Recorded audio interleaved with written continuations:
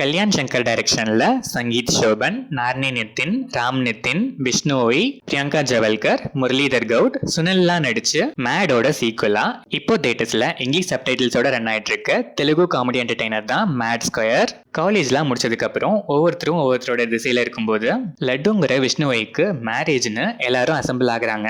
Already நடந்த ஒரு இன்சிடென்ட்டால இவங்கெல்லாம் கல்யாணத்துக்கு வரவே வேணான்னு இன்வைட்டே பண்ணாம லட்டு இருந்தாலும் எப்படியோ கண்டுபிடிச்சு மேட் பாய்ஸ் வந்துடுறாங்க. அதுக்கப்புறம் மேரேஜே நடக்காம நடக்கிற ஃபன் ஈவெண்ட்ஸும் அதோட பின்விளைவுகளா நடக்கிற ட்விஸ்டட் ஈவெண்ட்ஸும் தான் இந்த மேட் ஸ்கொயர். படம் ஆரம்பிச்சது ஓகேஷா ஸ்டார்ட் ஆச்சு. பில்டப்ஸ்லாம் ஆஸ் யூஷுவல் எல்லாருக்கும் பயங்கரமாவே இருந்துச்சு.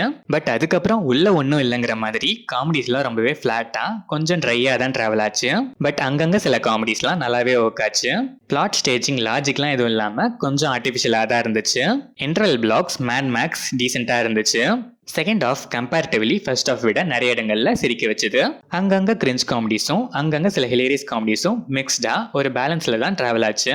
விஷ்ணுவை கம்பேரிட்டிவ்லி இவருக்கு தான் செம ஸ்கோப் அண்ட் இவரோட ஒன்லைனர்ஸ்க்கு தான் தியேட்டர்ஸ் அங்கங்க கிரேசியா மாறிச்சு. செம performance. Mad boys Sangeeth Shobhan, Narne Nithin, Ram நிதின்னு எல்லாருமே த்ரூ அவுட் த ஃபிலிம் கேங்கா தான் டிராவல் பண்றாங்க. நீட்டான பெர்ஃபார்மன்ஸ்.